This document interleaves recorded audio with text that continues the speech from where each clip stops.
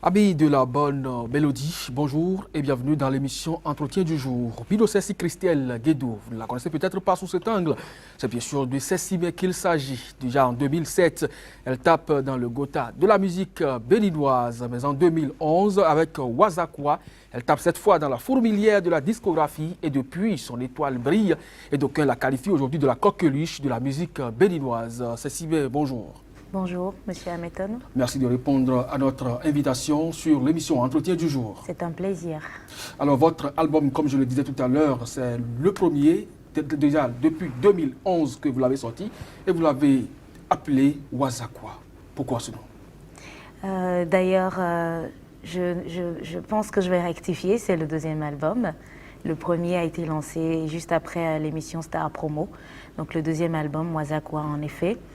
Un titre que j'ai mis en avant parce que ça parle des enfants et je me suis dit que c'est une bataille, c'est un combat qui est noble et qui doit être celui de tout un chacun de nous parce que l'avenir, c'est les enfants qui vont grandir et qui vont prendre la relève de ce que nous sommes en train de faire aujourd'hui. Et là, vous avez chanté l'enfance malheureuse plutôt. Tout à fait. Wazakwa, qui est une onomatopée musicale qui n'existe dans aucun Larousse, dans aucun dictionnaire, qui a été juste inventée et qui exprime le cri de détresse des enfants qui sont en conditions mauvaises ici et là, dans notre environnement, dans notre milieu de vie. Voilà. Et qu'est-ce que ça vous a valu, ce titre-là? Ben déjà l'admiration du public, d'être mieux découverte par le public, par les fans, d'élargir mon cercle d'amis et de personnes qui apprécient ce que je fais comme boulot et aussi d'entrer dans une forme de partenariat avec des organismes internationaux qui mènent déjà cette lutte-là pour le mieux-être de l'enfant et de la société. Je ne sais pas si c'est ça qui vous a permis d'aller quand même au Cora. En 2012, vous avez été distingué comme espoir féminin du continent africain et là-dessus, vous avez prié. Ben oui, j'ai prié parce que je ne m'y attendais pas. Juste un an après la sortie de l'album Wazakwa, j'ai eu la chance et la grâce d'obtenir ce trophée-là. Et pour moi, c'est quand même c'est inattendu. On dit aux âmes bien et la valeur n'attend point le nombre des années, mais quand même c'est inattendu parce que c'est pour ma première entrée pratiquement en tant que professionnelle dans le milieu que j'ai obtenu ce trophée-là. Et au milieu dans toute cette vague d'artistes qui ont été nominés quand même, pour moi c'était vraiment impressionnant et inattendu. Et j'ai dit il faut sortir une chanson pour rendre grâce à Dieu. My Praise ne se trouve pas du tout sur l'album Wazakwa. Mais c'est une chanson qui me vient du cœur pour dire que vraiment, Seigneur, tu as fait des choses pour moi auxquelles je ne m'attendais pas du tout et dire merci à mes fans qui ont toujours été avec moi. Ça veut dire que vous avez eu la crainte de Dieu aussi. Alors si, avec la complicité de la région, on va écouter juste quelques sons de ce morceau My Praise et on revient rapidement sur ce plateau.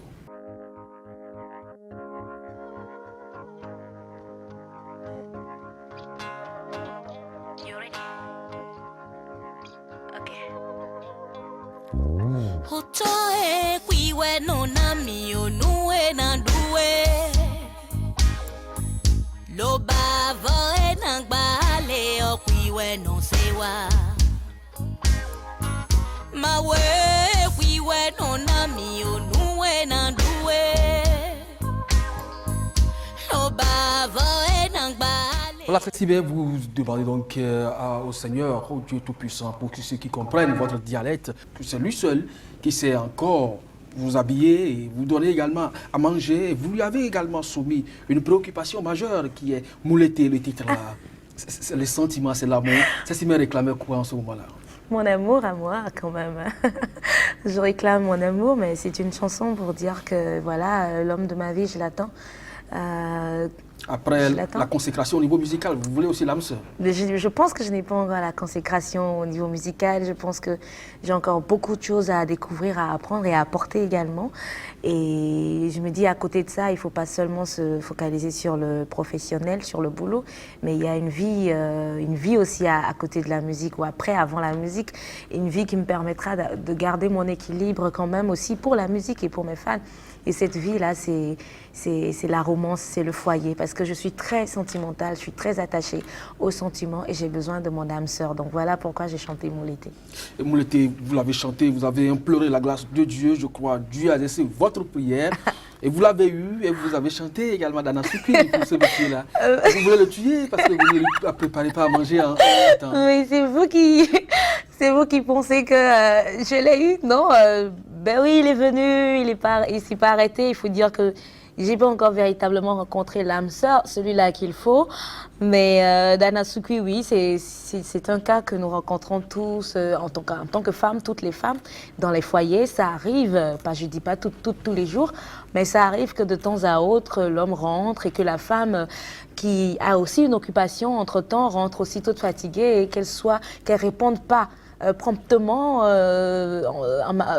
au repas familial le soir. Donc voilà, là on peut parler de Dana Sukui, mais il faut dire que c'est pas seulement au fourneau, c'est une expression utilisée pour dire aussi que quand quelqu'un vous promet quelque chose et qu'il vous l'offre pas à temps, qu'il vous remet pas à temps, vous pouvez lui dire que Anoblo Dana Sukui, tu me fais languir, tu me fais attendre. Dana Sukui, si vous le voulez bien, on va écouter juste un petit extrait, le temps de revenir pour écouter un peu votre featuring avec Rico Amagi et Fana Fana. On va savoir un peu ce que c'est que Dana Sukui. D'accord.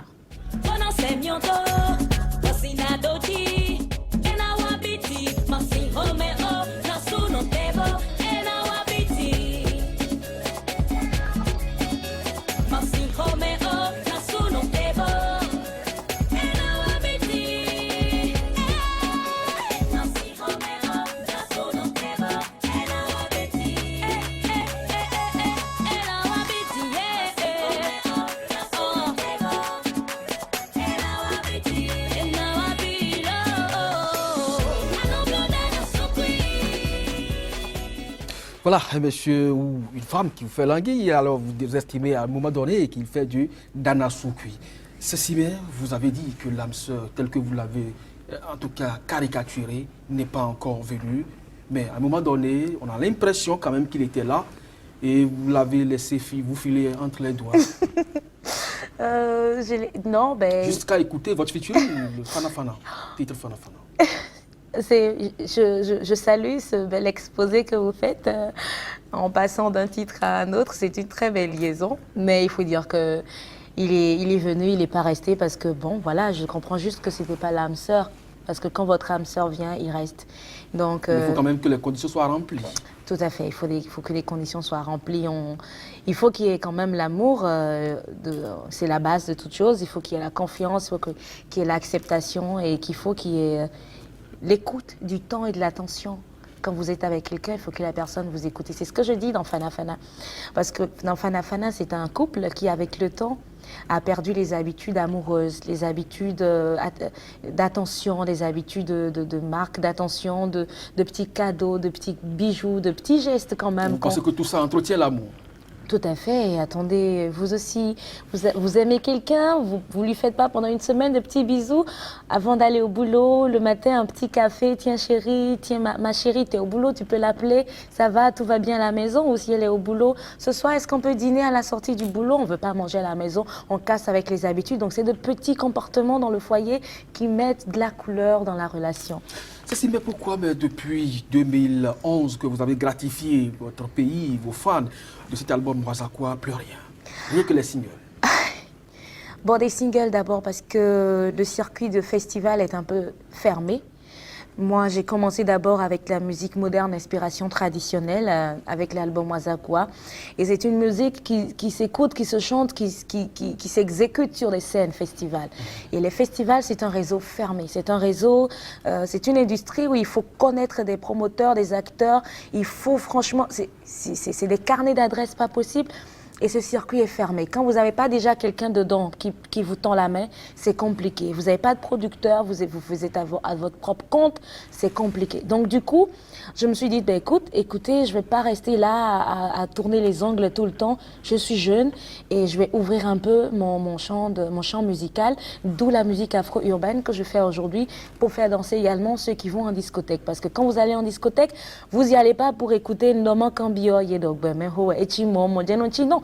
Vous allez en discothèque le samedi soir après une semaine de travail parce que vous avez envie de vous détendre et vous évader un peu. Donc là, vous faites de la musique comme Yayaye, comme des rythmes qui vous mettent de la joie, des rythmes qui vous permettent de vous libérer un peu des soucis de la vie. Justement, vous parlez de Yayaye, c'est un featuring que vous avez eu avec la Togolaise Almork. Comment ça se fait, ce rapprochement?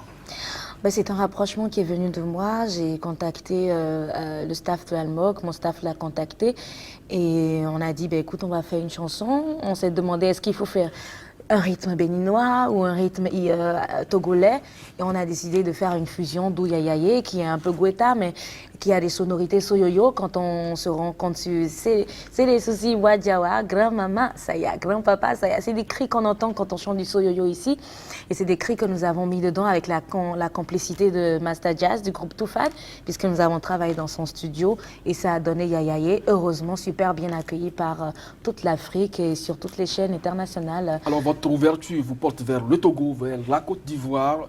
Bientôt la prochaine destination, c'est quel pays? Il y a la France, il y a le Nigeria, le Congo. Comme ça, vous faites bouffer votre culture par les non, autres pays. Je fais découvrir. Quelle est votre identité culturelle finalement? Elle est béninoise, simplement. Mon identité est béninoise et moi je puise dans tout ce qu'il y a. Quand on dit la culture béninoise, on ne dit pas seulement le rythme béninois. On parle des sonorités, on parle des langues, on parle du vestimentaire, on parle du paraître. Donc, la couleur de peau, tout ça, c'est la culture. Ce n'est pas seulement le rythme musical. Donc aujourd'hui, mon identité est juste béninoise. Elle est juste assez ouverte pour exploiter tout ce que j'ai dans le patrimoine culturel béninois. Ça, c'est bien, le prochain bébé, c'est quand? Le prochain bébé, dire bébé comme ça ou bébé musical? Puisque nous sommes sur le terrain musical actuellement. Alors, je pense, si tout va bien avec la grâce de Dieu, que mon prochain album sortira en l'an 2017. Ça fera pratiquement 5 ans ou un peu plus qu'il a attendu du public. Et les singles m'ont permis de jauger un peu la couleur de cet album. Donc sur cet album, vous aurez un peu de la musique afro-urbaine. Vous aurez aussi de la musique moderne, d'inspiration traditionnelle que les Béninois aiment, qui parle, qui aborde des thèmes de la vie. Donc moi, je suis sur cet album assez ouverte, deux styles musicaux, une musique afro-urbaine et une musique world, une musique moderne, d'inspiration traditionnelle. Alors Bido Sessi Christelle Guédou n'est pas une parvenue dans le monde musical, c'est aussi une formation académique bien fournie. Présentez-nous rapidement votre vie sociale. Alors, j'ai fait les études scolaires, j'ai eu mon bac G2, j'ai fait BTS, brevet de technicien supérieur en comptabilité gestion. Ensuite, j'ai eu le DUT, c'est-à-dire diplôme universitaire de technologie en comptabilité et gestion des entreprises. Et par la suite, je me suis inscrite en master où j'ai fait une formation de master en marketing, communication, commerce. Voilà pour le moment. Et tout ça nourrit l'homme aujourd'hui? Pour le moment, c'est la musique et il faut dire que ça me permet quand même de répondre aux questions, aux directions à donner à ma carrière parce que la musique est un métier, la musique est une entreprise, une industrie puisque je travaille avec beaucoup d'autres personnes qui vivent de ce qu'on gagne également comme fruit. Et il faut dire que plus tard, je pense quand même ouvrir un cabinet ou des entreprises.